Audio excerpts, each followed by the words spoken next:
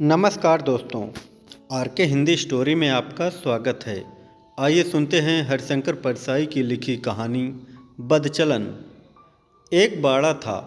बाड़े में 13 किराएदार रहते थे।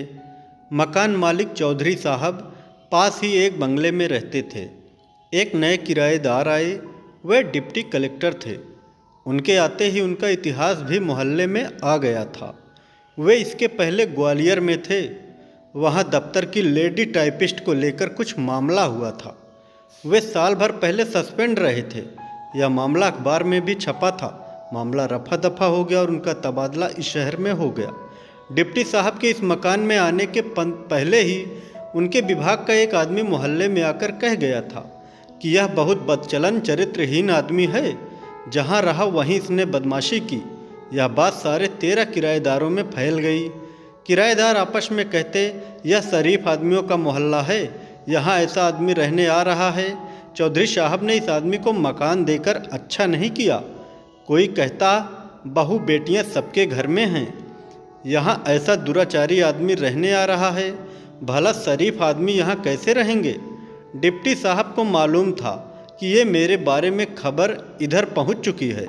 वे यह भी जानते थे कि यहाँ सब लोग मुझसे नफरत करते हैं, मुझे बदमाश मानते हैं। वे इस माहौल में अड़चन महसूस करते थे। वे हीनता की भावना से ग्रस्त थे, नीचे सिर किए आते जाते थे। किसी से उनकी दुआ सलाम नहीं होती थी।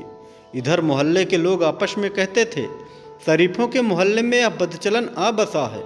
डिप्टी साहब का सिर्फ मुझसे बोल चाल का संबंध स्थापित हो गया था। मेरा परिवार नहीं था, मैं अकेला रहता था। डिप्टी साहब कभी कभी मेरे पास आकर बैठ जाते। वे अकेले रहते थे, परिवार नहीं लाए थे। एक दिन उन्होंने मुझसे कहा, ये जो मिस्टर दास हैं, ये रेलवे के दूसरे पुल के पास एक औरत के पास आते जाते हैं। बहुत बदचलन औरत है वह। दूसरे दिन मैंने देखा उनकी गर्दन। मोहल्ले के लोग आपस में कहते थे, शरीफों के मोहल्ले में यह बदचलन जाने कहाँ से आ गया। 2-3 दिन बाद डिप्टी साहब ने मुझसे कहा, ये जो मिसेज चोपड़ा हैं, उनका इतिहास आपको मालूम है? जानते हैं इनकी शादी कैसे हुई? 3 आदमी इनसे फंसे थे, इनका पेट फूल गया। बाकी 2 शादीशुदा थे, चोपड़ा को इनकी शादी करनी पड़ी। दूसरे दिन डिप्टी साहब का सिर थोड़ा और ऊंचा हो गया।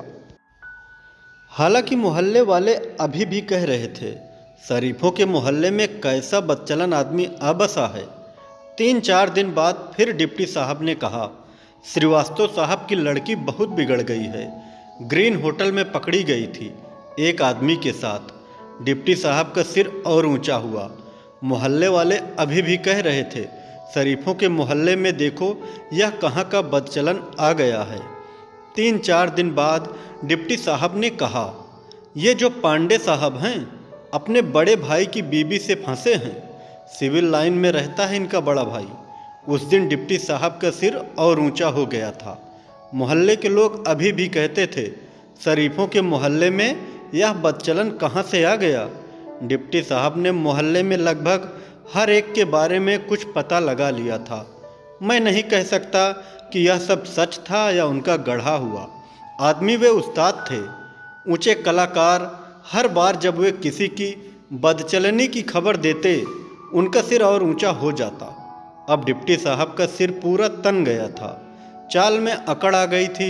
लोगों से दुआ सलाम होने लगी थी। कुछ बात भी कर लेते थे।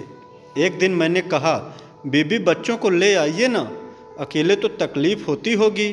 डिप्टी साहब ने कहा, अरे साहब, शरीफों के मोहल्ले में मकान मिले तभी तो लाऊंगा बीबी बच्चों को। कहानी कैसी लगी कमेंट में ज़रूर बताएं।